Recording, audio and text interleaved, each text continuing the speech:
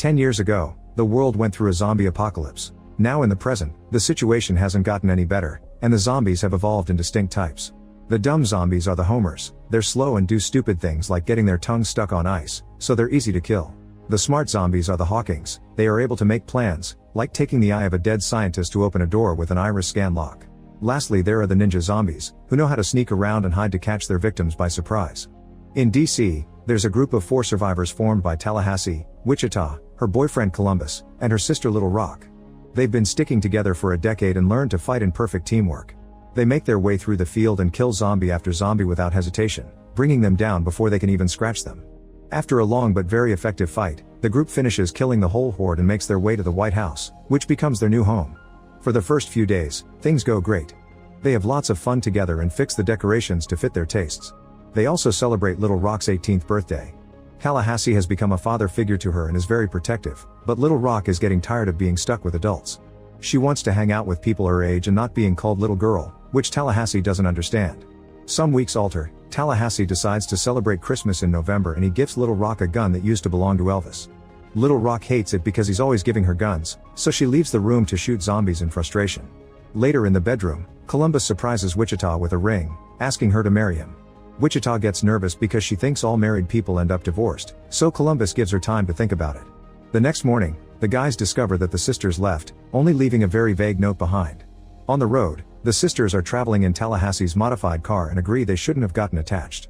Suddenly they see someone ahead and Little Rock gets ready to shoot, but it's just a normal human of Rock's age called Berkeley. A month later, Tallahassee and Columbus try to entertain themselves at the mall, but Columbus won't stop whining about Wichita. Tallahassee mocks him and says they should go back to the road to start over. At that moment they're found by a zombie, so Tallahassee throws a bottle of alcohol and shoots it before killing the creature. Columbus is impressed but he doesn't think it's zombie kill of the year because that goes to a farmer that ran over a zombie with his tractor, making a hay cube out of it. Afterward Columbus goes to the candle store and shoots when he hears a noise, but it's just a girl named Madison. She's so glad to see another that she hugs Columbus and he invites her to come with them, ignoring Tallahassee's complaints.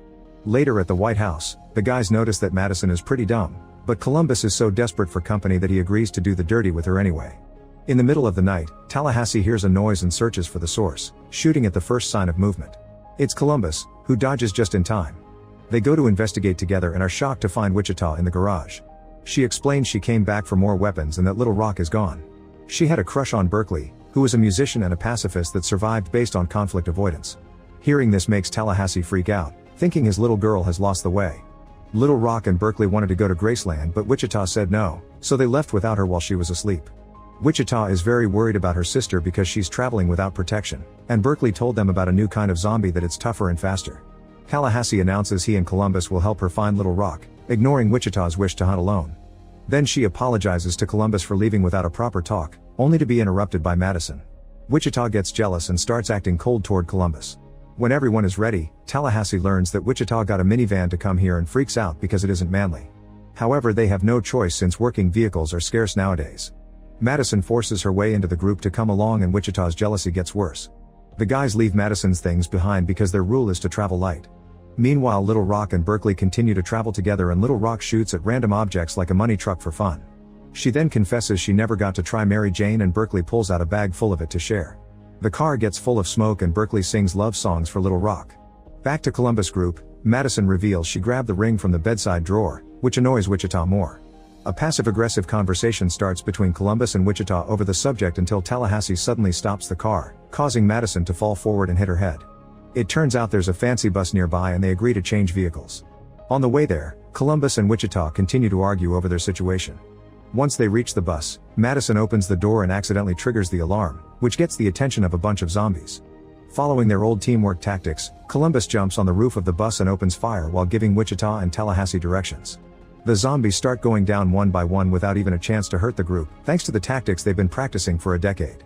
Unfortunately, Wichita's weapon gets stuck, but when a zombie is about to attack her, Madison shoots pepper spray at it, giving Wichita time to fix the weapon and kill it. They ignore the Homer running in the opposite way, and when another zombie jumps on the roof, Columbus dodges it to make it fall and the others shoot it dead. There's only one zombie left and Tallahassee quickly shoots it, but the creature keeps standing up. They realize this is the evolved zombie Berkeley mentioned and Columbus names it T-800 after Terminator. Tallahassee keeps on wasting bullets, but they don't stop the T-800, so he has to crush its head to finally kill it. Afterward, Tallahassee paints a 3 on the bus door as per tradition and the group finally leaves. However, on their way out the bus goes over some spikes and the tires are ruined. Now they have no choice but to keep on traveling on the minivan. Moments later, the group is sharing some nutty snacks while discussing Madison's dumb ideas when suddenly she starts feeling very sick. Tallahassee immediately stops the car and Madison runs out to puke while the trio discusses what to do. Columbus doesn't want her to die, but Tallahassee and Wichita remind him that becoming a zombie is worse. A reluctant Columbus goes into the forest and finds an awful-looking Madison, so he makes a choice. At the car, Wichita and Tallahassee are impressed when they hear a shot. The rest of the ride is very tense and awkward. At night they finally make it to Graceland, only to discover the place is destroyed and abandoned. Disappointed, the trio keeps on driving while trying to think of their next move. At that moment they come across the Hound Dog Hotel and see Tallahassee's old car at the entrance, so they rush inside. While Wichita looks for Little Rock, Tallahassee fanboys over all the Elvis memorabilia, even putting on his shoes. Then he sits at the piano and while he plays he's suddenly hit by a woman named Nevada, who holds him at gunpoint. Luckily Wichita and Columbus come to his rescue and ask about Little Rock. Nevada explains she and Berkeley left to find Babylon, a hippie safe haven with no zombies. That place has no guns either, which may be a problem because there are zombies following Barkley's car. Tallahassee and Nevada share a drink and flirt a lot. Tallahassee even does his best Elvis impersonation. Then they end up doing the dirty. The next morning, Berkeley and Little Rock arrive at Babylon and Rock is forced to give her weapons to a guy that will melt them into a pendant. The place is actually pretty secure thanks to the walls that surround it and the big tower in the middle. Everyone leaves in peace and harmony without a care. Back in the hotel, Tallahassee wakes up Nevada to show her how cool he looks in Elvis clothes. At that moment they hear a weird horn and run outside to discover a monster truck parking on top of Tallahassee's car.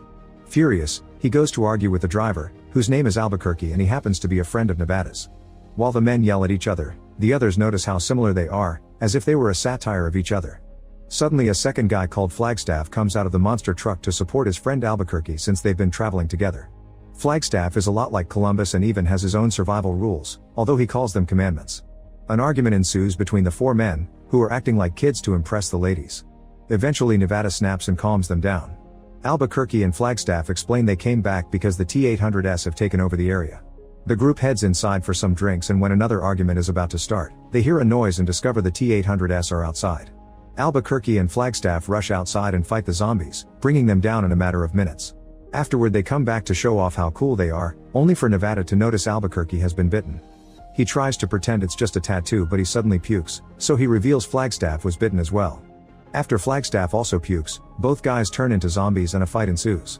Nevada quickly opens fire, but these are T-800s and are unaffected.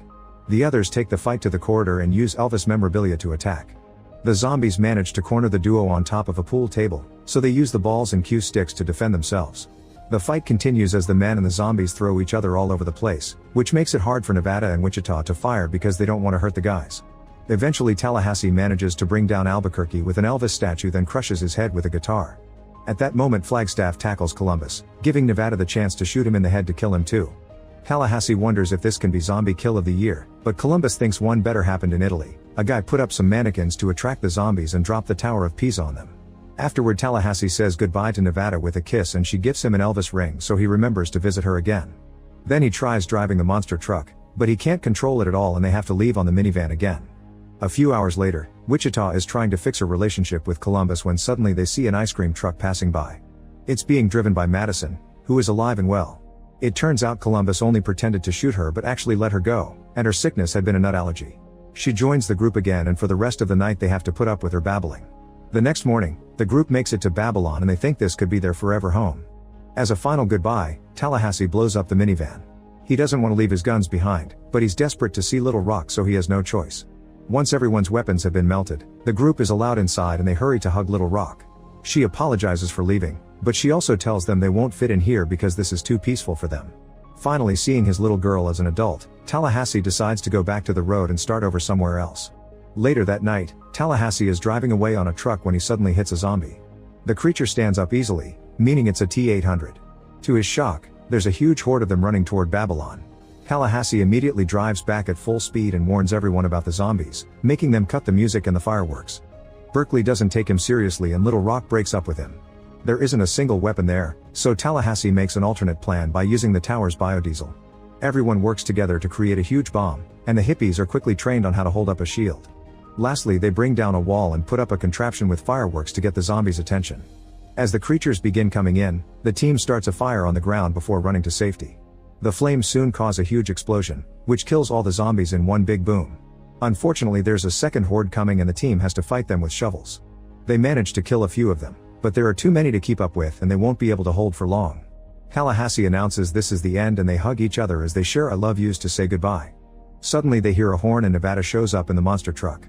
She rescues the team, then starts driving like crazy to crush the zombies under the truck's huge wheels. The vehicle even starts going in circles as a zombie tornado and then goes up the wall, causing it to flip and land on more zombies. After another quick run, the truck finally falls and the group has to run out to reach the tower. They find the way blocked by zombies, but thankfully Madison and Berkeley start throwing things to kill them. They continue to fight the zombies as they run upstairs, using Nevada's gun and whatever object they find around. Once they make it to the roof, the hippies hold up the makeshift shields to create a corridor that guides the zombies toward the edge. Most of the group moves away, but Tallahassee keeps on running as bait, jumping at the last second to hold onto a crane. The zombies keep running and fall to their deaths, trying to bring down Tallahassee too but failing. Columbus decides it's the zombie kill of the century. There are two final zombies that manage to grab Tallahassee's leg and the others don't know how to help, so Little Rock suddenly shoots them. It turns out she had Tallahassee's Christmas gift with her all along. With all the zombies finally dead, the group forms a line and rescues Tallahassee. While he and Little Rock reconcile, Wichita says yes to Columbus' proposal and he puts the ring on her finger. The couple kisses and Nevada and Tallahassee follow their example. Madison and Berkeley start kissing too as a Homer suddenly appears, only to easily fall to his death. After a night of partying and fireworks, the original four leave with Nevada in a fancy car to look for a new home while a zombie chases after them. Then a flashback shows Bill Murray on the day of the outbreak. He had been promoting his third Garfield film and the reporters kept asking him to show off his gagging on a hairball noises. Suddenly a reporter threw up and transformed into a zombie. An assistant got scared and ran away, but Bill stayed calm and killed the zombie with a chair. On his way out, he found a bunch of zombies in the lobby, but he still didn't panic. He continued to fight the creatures with the chair and any object he could grab, slowly making his way outside while saying he hated Mondays. Make sure to subscribe and turn on notifications so you can watch more videos like this. Thanks for watching.